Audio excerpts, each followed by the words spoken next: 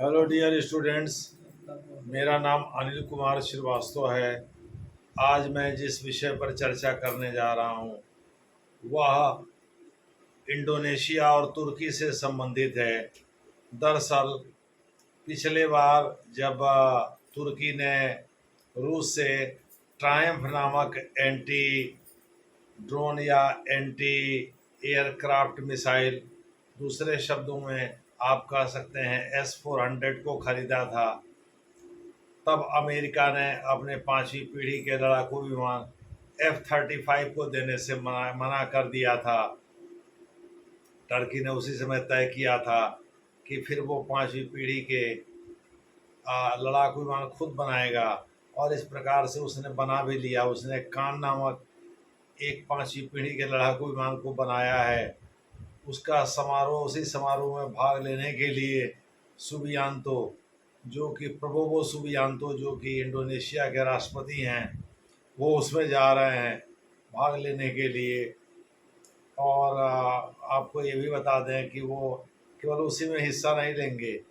Turkey द्वारा जो बनाया जा रहा है पनडुब्बी, यानी नौसेना है, तो पनडुब्बी उसमें भी हिस्सा लेंगे। हाल के वर्षों में आपको पता ही होगा, टर्की ने एयरफोर्स हो या नेवी फोर्स हो, दूसरे शब्दों में अपने नौसैनिक ताकत को और अपने वायुसेना की ताकत को, दोनों को बढ़ाया है, काफ़ी हद तक बढ़ाया है।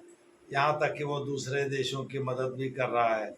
मोटे तौर पर आप कह सकते हैं टर्की ने हाल के दिनों में अपने वायुसेना की ताकत को और नौसेना की ताकत को बढ़ाकर इतना कर दिया है कि उसका यूरोप में, एशिया में अच्छा खासा डंका बजने लगा है।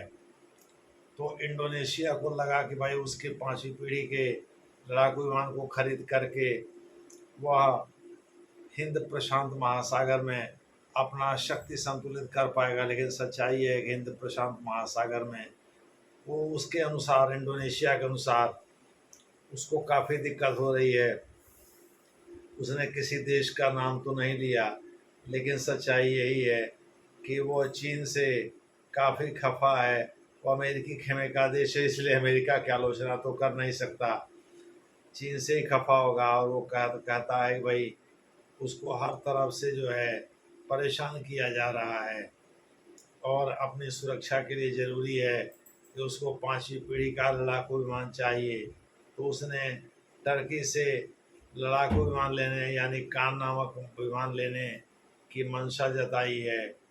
उम्मीद है कि टर्की इसे स्वीकार भी कर लेगा, चूँकि टर्की आजकल देख रहे हैं थोड़ा इस्लामिक कट्टरपंथ को बढ़ावा दे रहा है, या मुस्लिम देशों को ज़्यादा तरजीह दे रहा है।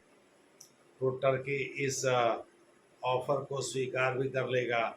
और इसी के मद्देनज़र प्रबोवो सुबियांतो, जो कि इंडोनेशिया के राष्ट्रपति हैं, वो भाग लेने के लिए पहुँचे हैं, पहुँच रहे हैं माने टर्की में, टर्की की राजधानी अंकारा में इसका प्रदर्शन होगा।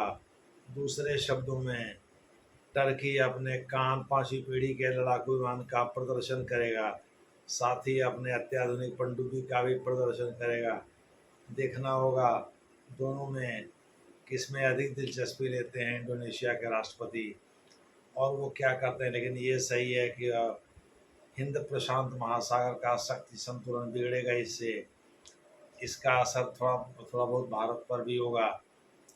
इसका असर इंडोनेशिया के पड़ोसी देश मलेशिया, सिंगापुर, फिलीपाइंस आदि पर भी होगा। लेकिन सबसे ज़्यादा असर चीन पर होगा, अगर अमेरिका की बात सही निकली कि भाई वो उसके पांचवी पीढ़ी की लड़ाकू विमान टर्की से जो खरीद रहा है। आफ्टर ऑल टर्की तो मेंबर ही है, G2 उसका नाटो का सदस्य देश है। तो टर्की से जो इंडोनेशिया खरीद रहा है पांचवी पीढ़ी का लड़ाकू विमान, वह अमेरिका के अनुसार मलक्का जलडब्लू मध्य को ब्लॉक न करे, क्योंकि मलक्का जलडब्लू मध्य पर अमेरिका का कब्जा है, और वो दुनिया का सबसे मिलिट्राइज जोन, यानी सैन्यीकृत क्षेत्र माना जाता है। तो इस प्रकार से इंडोनेशिया को अमेरिका इनकरेज भी कर रहा है, प्रोत्साहित भी कर रहा है, भाई तुम ऐसा करो। यानी टर्की से अगर काम नामक कान KAAN कान नामक 5वीं पीढ़ी के लड़ाकू विमान खरीदते हो तो इसमें अमेरिका कोई आपत्ति नहीं है, ऐसा अमेरिका का मानना है।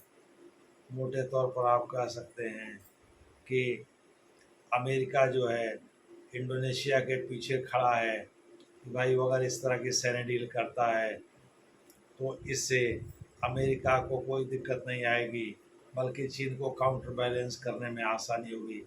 आप सभी लोगों को पता है चीन के पास दो दो 5वीं पीढ़ी के लड़ाकू विमान हैं।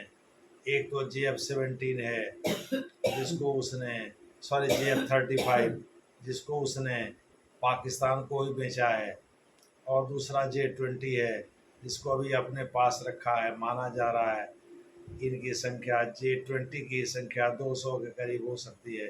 200 तो बहुत लड़ाकू विमान होते हैं, वो भी 5वीं पीढ़ी के लड़ाकू विमान हैं। अब हम ये देखते हैं कान जो 5वीं पीढ़ी का लड़ाकू विमान है जिसे टर्की ने डेवलप किया है, उसकी विशेषताएं क्या क्या हैं। इसे पहले TF-X कान जो लड़ाकू विमान है उसे पहले TF-X के नाम से जाना जाता था। ये BAE सिस्टम से लैस है और इसमें इसी के BAE एक प्रकार से एडवांस टेक्निक है जिसके सिस्टम और टेक्निक से लैस है। दूसरे शब्दों में इसमें BAE के टेक्निक लगाए गए हैं। इसमें रडार अवशोषित सामग्री को लगाया गया है जिसको आप कह सकते हैं रैम, और इसमें एडवांस स्टील्थ डिजाइन को किया गया है। F-35 के मुकाबले यानी अमेरिका का जो लड़ाकू विमान है उसके मुकाबले बेहतर भी है। जैसे ये 38,000 पाउंड का थ्रस्ट प्रदान करता है जो 10 गुना ज़्यादा है अमेरिका के F-35 की तुलना में। यानी 38,000 पाउंड तो बहुत होता है, 38,000 पाउंड का थ्रस्ट पैदा करता है। इसकी स्पीड 101.8 मैक है, यानी साउंड की गति से लगभग 1.5 गुना 1.8 मैक है। जबकि अमेरिका के F-35 लड़ाकू विमान जो कि 5वीं पीढ़ी के लड़ाकू विमान माने जाते हैं उनकी गति 1.6 मैक है। मोटे तौर पर आप कह सकते हैं कि जो कान 5वीं पीढ़ी का लड़ाकू विमान है जो इसका विकास टर्की ने किया है वह अमेरिका के F-35 के मुकाबले कुछ मामलों में बेहतर है। अब ये देखना युद्ध के मैदान में ये क्या करता है, ये तो डेमोन्स्ट्रेटेड कैपेसिटी आपको बताया गया जो प्रदर्शन के दौरान नोट किया गया था, लेकिन या जो जिसकी डिजाइन तैयार की गई थी, लेकिन वास्तव में क्या होगा ये सामने वाले राइवल पर निर्भर करता है। जैसे भारत बहुत सारे मैचेज में ऑस्ट्रेलिया से हार भी जाता है जबकि लगातार जीतता रहता है मैच, क्योंकि ये सामने वाले विरोधी और उस दिन वो उसका परफॉर्मेंस कैसा होता है इस पर बहुत कुछ निर्भर होता है।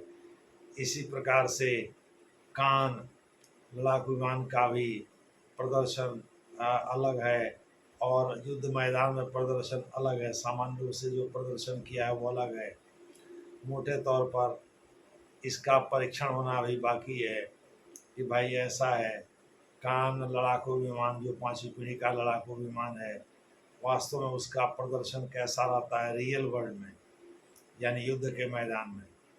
जो भी है, लेकिन इंडोनेशिया अगर इसे खरीदता है तो निश्चित रूप से शक्ति संतुलन करेगा। चीन का तो करेगा ही, आपको बताया था भारत का भी थोड़ा बहुत नुकसान होगा।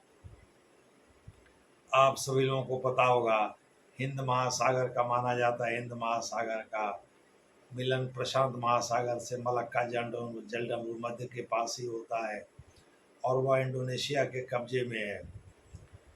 और वहाँ सुंडा जलडमरू मध्य जो कि भारत के नियंत्रण में बताया जाता है या हिंद महासागर का हिस्सा है अंडमान के पास, उससे जुड़ा हुआ है। मोटे तौर पर आप कह सकते हैं कि भारत को जो नुकसान होगा वो ये होगा कि अगर इसने मलक्का जलडमरू मध्य को ब्लॉक करने के लिए या उसके आसपास के क्षेत्रों को तहस नहस करने के लिए 5वीं पीढ़ी के लड़ाकू विमान का इस्तेमाल किया तो उससे भारत का क्षेत्र भी प्रभावित होगा। और भारत का भी शक्ति संतुलन बिगड़ेगा। दूसरे शब्दों में भारत के ऊपर इस बात का दबाव बढ़ जाएगा कि वो भी 5वीं पीढ़ी के लड़ाकू विमान का इस्तेमाल करे या डेवलप करे, उसे जल्दी जल्दी अपने यहाँ शामिल करे। देखना होगा आगे क्या होता है, जैसा होगा वैसे बताया जाएगा।